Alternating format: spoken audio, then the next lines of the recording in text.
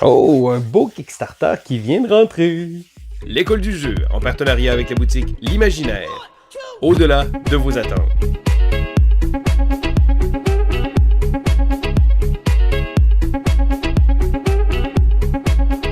Bonjour et bienvenue à l'école du jeu. Mon nom est Sylvain et aujourd'hui je vous présente une vidéo un peu première impression du jeu Sorcerer City.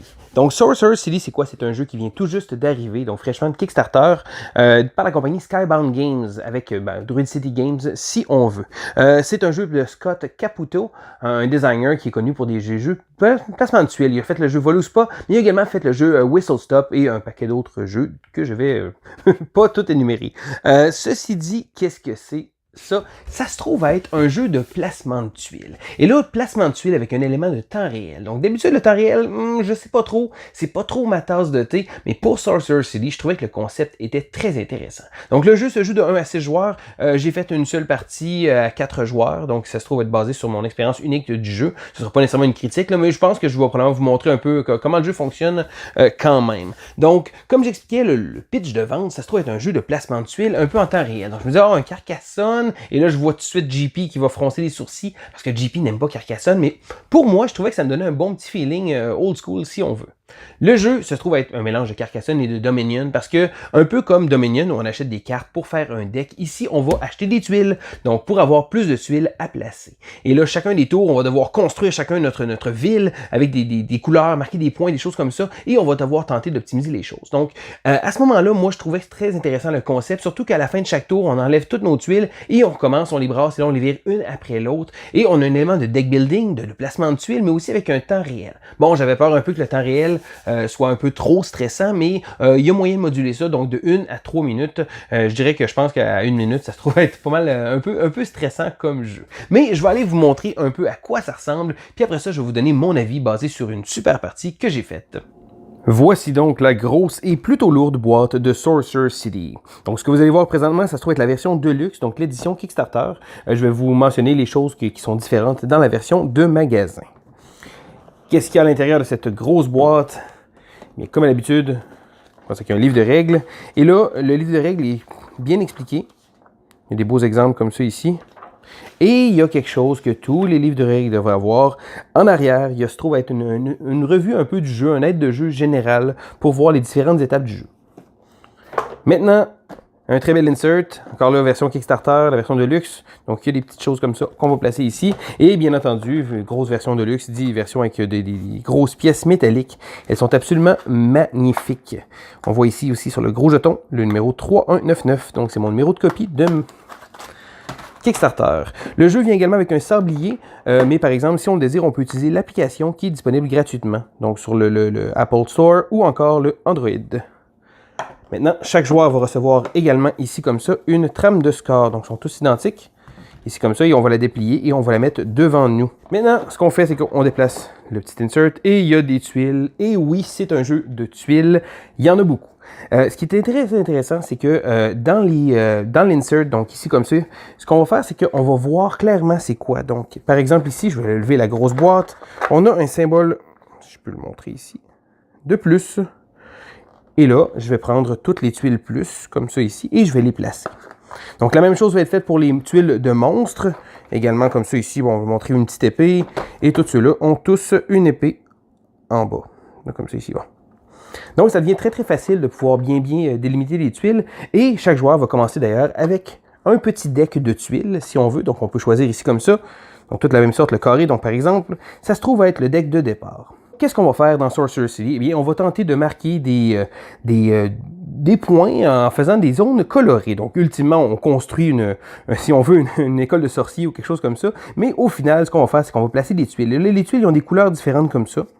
Et il y en a également certaines qui ont des marqueurs comme ça, et des emblèmes. Donc, les emblèmes, ça va être ceux qui vont faire donner des points. Et des fois, il y a également des tuiles qui vont avoir des effets spéciaux. Donc, au courant de la partie, il va y avoir différentes tuiles qu'on va pouvoir avoir. Et là, on va pouvoir acheter des tuiles aussi, comme on voit ici. Il y en a certaines qui vont avoir des parchemins. Donc, en plus de la couleur, et des fois, ici comme ça, des emblèmes. Il y a également des parchemins comme ça. Et ça, c'est des tuiles qu'on va acheter pour pouvoir placer éventuellement dans notre deck. Donc, la valeur en argent ici comme ça.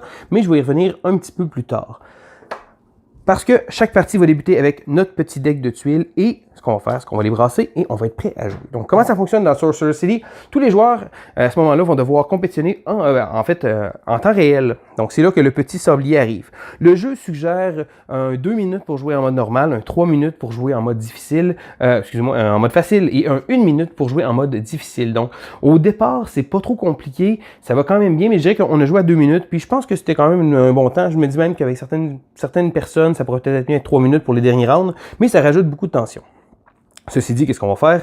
Eh bien, lorsque tous les joueurs vont être prêts, on va jouer. Donc, on parle le timer et on va jouer. Comment ça fonctionne? On prend une tuile ici comme ça et on va la placer dans notre ville. Donc, on peut la placer, la tourner comme on veut. L'important, c'est de la mettre toujours orthogonale avec une autre tuile. Et ensuite, on va tourner la prochaine. Et ainsi de suite. Donc, lorsqu'on place une tuile, on ne peut pas la changer après. Donc, si jamais je veux changer d'idée, je ne pourrais pas enlever celle-là. On en pige une et on en place une. Donc, on va continuer comme ça. Et là, les couleurs ne sont pas obligées non plus d'arriver. Si on décide, on peut faire comme ça. Si on veut, on le désire, on peut les placer, il n'y a pas de problème.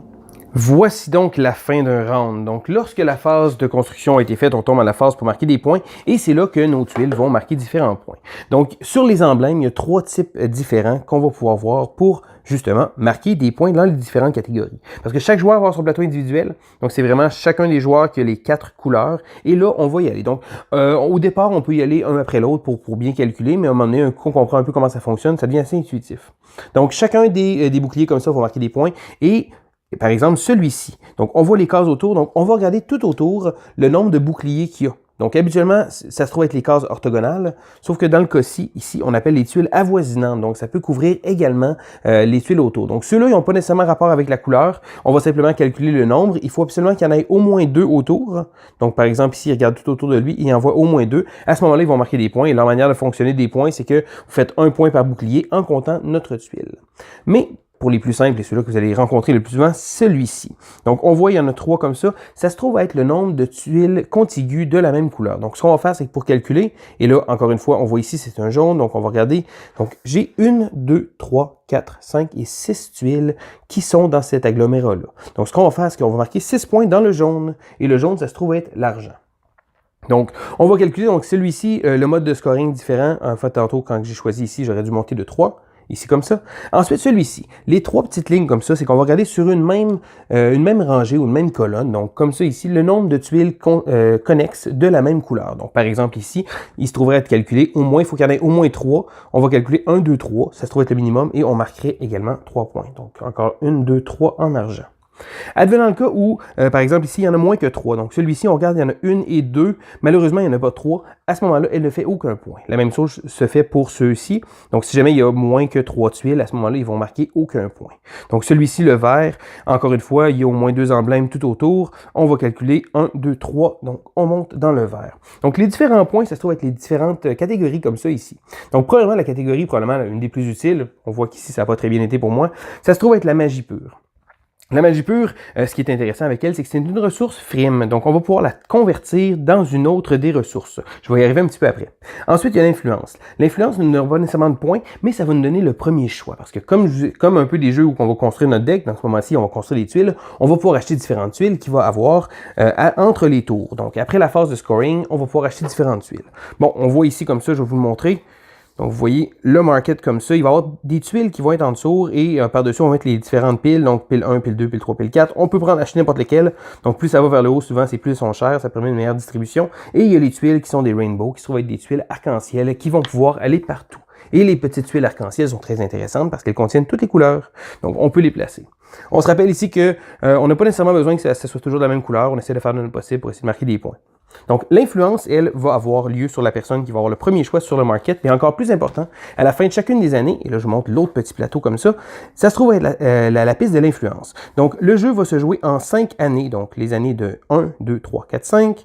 Et à la fin du premier tour, le joueur avec le plus d'influence va avoir un bonus. Donc, l'influence, ça se trouve être le rouge. Ça ne donnera pas nécessairement des points de victoire directs, mais ce que ça va faire, c'est que ça va donner plusieurs choses. Donc, premièrement, le joueur ici, bon, il nous explique ici Prestige et Card. Et là, il y a du Prestige qu'on va faire, qui soit des points de victoire, mais il y a également des cartes qu'on va pouvoir avoir. Et là, chacune des années va avoir des cartes spéciales, je vais y revenir un petit peu tantôt, mais on va pouvoir choisir. Donc, si on est premier avec le plus d'influence, on peut prendre le Prestige et la carte, donc le 6 et le bonus ici. Le deuxième joueur, lui, va seulement pouvoir choisir entre le Prestige ou la carte, et le troisième joueur va gagner le restant. Donc, exemple ici, c'est souvent des bonus qui sont très intéressants. Donc, l'influence va servir après la phase de scoring, parce que justement, c'est là qu'on va aller regarder c'est qui est le plus influent, et également, c'est qui va pouvoir acheter en premier, et tous les joueurs après ça vont faire leur tour d'achat. Donc, c'est à ça que l'influence sert. Maintenant, l'argent, c'est très simple. Eh bien, les tuiles, comme j'expliquais tantôt, ont un coût, donc on va devoir les acheter, donc certaines vont avoir un coût. Lorsqu'on va utiliser l'argent, on va la redescendre ici comme ça. Et ce qu'il faut savoir, c'est que il faut essayer de l'utiliser le plus possible. Bon, un peu comme Dominion où on fait du tile building cette fois-ci, on a le droit d'avoir 2 achats. Et si jamais on dépasse ici comme ça le 20, donc on a accumulé beaucoup d'argent, on a un achat supplémentaire. Et là, les tuiles, comme j'expliquais, vont être bien divisées en 4 différentes catégories. Ça va permettre qu'il y ait toujours des tuiles avec un coût un peu plus bas, puis d'autres tuiles avec un coût un peu plus élevé.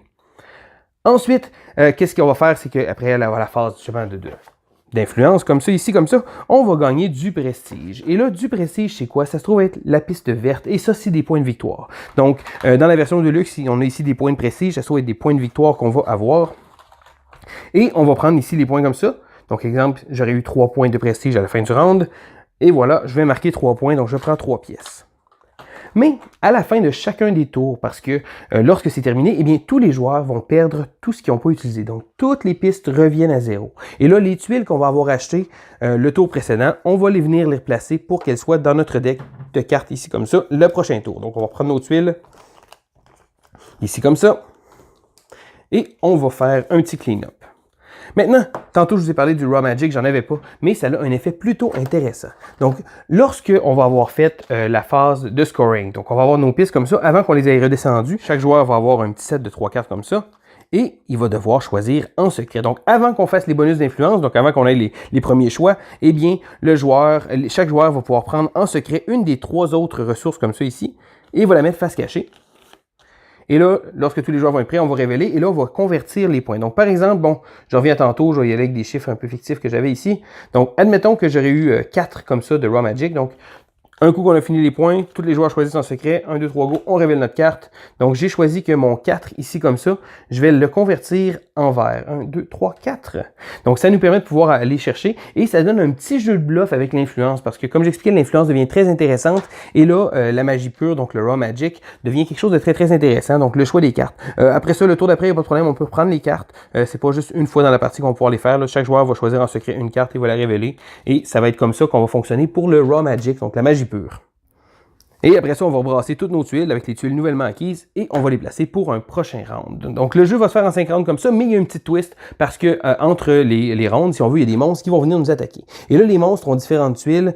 Donc je vais vous montrer comme ça ici, le dragon par exemple. Et là, chaque joueur va recevoir une tuile. Donc si on est 2 joueurs, chaque joueur reçoit une tuile dragon et ça va être un adversaire qu'on va devoir avoir. Donc on va le placer dans notre deck. Donc en secret, on va le brasser avec les autres. Mais lorsqu'on va le piger, donc par exemple le dragon ici, il y a une action build. Et si on se rappelle ici comme ça les différentes phases de jeu, donc la phase de préparation et la phase de build. Donc lorsque je vais jouer le dragon, il va avoir un effet. Et là, le livre de règles est très clair, il nous explique absolument tous les monstres. Et en début de partie, on a également des cartes pour choisir de manière aléatoire les monstres qu'ils vont avoir. Donc tout le monde va avoir les mêmes monstres au même moment à partir de la 2e année. Et là, les tours vont se relayer. On n'oublie pas qu'on perd tout le temps toutes les ressources à la fin de chacun des tours jusqu'à temps qu'on arrive au tour numéro 6. Et là, quand on va arriver au tour numéro 6, on va racheter beaucoup de tuiles. Là, il y a des tuiles très très intéressantes, mais à un moment donné, ça va devenir assez serré parce qu'on joue à 2 minutes et le sablier à 2 minutes, ça commençait à être serré. Les 2 derniers rounds, les 2 dernières années du jeu, j'ai pas réussi à compléter mon deck. On n'a pas on perd pas de points pour pas avoir complété le deck, le plateau, mais en fait, on s'empêche de faire des points parce qu'il y a certaines cartes qui auraient pu être utiles. Donc à chaque tour, on va faire ça, on va ramasser les points et après ça, les joueurs vont comptabiliser les points à la fin de la 5e année pour déterminer qui a été le gagnant. Et là, une belle mention sur le livre de règles qui nous montre chacune des cartes et nous les explique clairement. Chacune des tuiles qu'on peut acheter également, comme ça ici. Donc c'est très très clair. Le livre de règles est très bien fait. C'est très facile de retrouver des choses. C'est comme ça, bon, les monstres de niveau 1, parce que plus tard, les derniers rounds, il va y avoir des monstres de niveau 2 éventuellement. Donc, ils sont tous expliqués ici avec des beaux détails. Donc, c'est très, très clair. Et lorsqu'on cherche une carte, on va réussir à trouver facilement. Donc, il y a également un mode solo. J'ai pas essayé. J'ai même pas encore nécessairement lu tout le mode solo comme ça ici. Et comme j'expliquais tout le temps, l'arrière qui se trouve être vraiment génial d'avoir un aide de jeu très, très rapide. Et voilà, ça fait le tour de probablement trop parler du jeu. Donc, des fois, je m'écarte un peu. Je commence à parler d'une chose. Je me dis toujours que je vais faire une petite vidéo courte pour montrer les concepts. Finalement, je finis par expliquer des gros segments du jeu. Mais ce qui est intéressant à savoir, c'est ma première impression. Donc, qu'est-ce que j'en pense comme ça? Donc, une seule partie jouée à 4 joueurs. Je pense qu'autour de la table, l'opinion a été... J'ai été surpris parce que j'ai beaucoup d'amis qui l'avaient aimé, mais l'opinion autour de la table a été coup-ci, coup-ça. Pour ma part, moi, j'ai vraiment aimé ça. J'ai déjà hâte de rejouer. Donc, des fois, bon, il y a des parties, des fois, qui peuvent pas nécessairement tout le temps être super bonnes. Moi, je sais que c'est vraiment mon genre de jeu qui me plaît beaucoup. Peut-être bien que c'est juste une expérience isolée. Parce que probablement que dans les futurs quoi de neuf, je vais vous en parler, que je vais avoir joué beaucoup plus. Parce que, spoiler alert, j'ai vraiment aimé mon expérience. Donc, le concept de temps réel, je trouvais ça super intéressant parce que chaque tour, chaque année va être différente et on va devoir tenter d'optimiser les choses. Bon, comme j'expliquais, le temps, c'est serré. Des fois, à la fin de la partie, moi, j'avais de la misère à placer mes tuiles. Donc, les 2 derniers rounds, je pense qu'à jouer 3 minutes, ça donne plus de temps. Encore là, c'est juste pour éviter que les gens prennent trop leur temps. Puis, ça va pas nécessairement nuire trop à la partie. Ça permet d'accélérer le flow des choses. Parce que le jeu est essentiellement un jeu qui est supposé se jouer vite quand même. Les joueurs, ils vont construire simultanément des petits rounds rapides. Un coup, on sait qu'est-ce qu'on fait. On achète des tuiles, des choses comme ça. On transfère les points. Le jeu se joue très, très rapidement. Et là, les monstres, il y a beaucoup de variétés de monstres. Je trouve ça intéressant. On a juste joué avec quelques monstres. Mais il y a des tuiles différentes puis des dynamiques différentes qui deviennent à entrer dans le jeu. On peut également prendre des tuiles artefacts en début de partie qui donnent un petit côté asymétrique. C'est comme une carte de départ spéciale qu'on va avoir, une tuile de départ, en l'occurrence ici. Et je trouve que le jeu va se renouveler constamment parce que, bon, beaucoup de monstres, beaucoup de cartes d'influence qui donnent des points et des choses comme ça. Je trouvais que le tempo du jeu était bon parce qu'à un moment donné, je me suis dit, ça me prend plus de points, des verres. Je vais essayer de prendre des cartes. Et là, j'avais un ami qui prenait énormément de verres. Donc, Mathieu, il prenait vraiment beaucoup. Il a fait des points de prestige. C'était incroyable. Il ramassait, il a d'ailleurs gagné la partie. Mais là, je me dis, on devrait peut-être focuser un petit peu plus là-dessus. Mais d'un autre côté, toutes les tracks sont intéressantes parce que l'influence, on a remarqué que ça a beaucoup changé les choses. D'avoir le premier choix d'achat, oui, mais de pouvoir avoir le bonus de faire des points de prestige immédiatement. Et au tour numéro 5, l'influence est encore plus importante parce que là, il n'y a plus d'autres bonus. C'est juste 25 points directement de prestige comme ça. Donc, ça devient très intéressant de faire des gros agglomérats. Mais encore une fois, il ne faut pas négliger l'argent parce que l'argent, bon, ça va nous prendre des tuiles. Il y a des tuiles très intéressantes, les tuiles qui valent très cher. Et là, étant donné que les prix reviennent à zéro, ça devient tentant des fois de pouvoir acheter une grosse tuile parce qu'ils ont des effets très, très intéressants. Il y en a des tuiles avec plusieurs couleurs, d'autres avec 2 emblèmes, des choses comme ça. Ça va marquer beaucoup plus de points. Et je trouve ça intéressant parce que chaque partie va se renouveler constamment. Donc, pour ma part, une belle expérience de jeu. J'ai bien aimé l'aspect rapide, pas trop prenant, mais l'aspect comme c'est familier un peu comme jeu. Le matériel est vraiment d'une qualité incroyable. Là, vous avez vu la version Kickstarter, mais je pense certains aussi que les tuiles sont d'une bonne épaisseur. C'est le fun à manipuler. Bon, certains, le petit bling supplémentaire, bon, les pièces de métal sont vraiment absolument incroyables. Surtout qu'ils s'emboîtent les unes dans les autres. Ça trouve être quelque chose de vraiment incroyable comme petit cossin, mais au final, c'est pas nécessairement nécessaire, si on veut, à l'agrément du jeu. Fait que je dirais que j'ai très hâte de rejouer à Sorcerer City. Ça va donner un bon feeling, même si autour de la table, les autres joueurs, ils ont pas détesté non plus leur expérience, mais je pense que c'est peut-être pas nécessairement leur genre de jeu. Puis là, il faut se rappeler, il y a des jeux absolument pour tout le monde. Mais moi, pour ma part, j'ai vraiment aimé ce jeu-là. Un jeu qui sort bien, c'est surprenant un coup on comprend comment ça fonctionne. Le jeu est bien divisé, c'est des phases claires, donc c'est vraiment facile de pouvoir naviguer à travers ça. Et le livre de règles nous donne des exemples absolument pour tout. Donc on avait une question, on cherchait une tuile, on trouvait exactement notre réponse. Donc c'était très rapide. Pour ma part, un gros 2 thumbs up. J'ai vraiment hâte de vous en parler pendant les quad 9, mais je voulais vous donner un petit peu mon avis à froid comme ça directement après une partie du jeu Sorcerer City. Alors c'était Sylvain pour l'école du jeu et on se dit à la prochaine!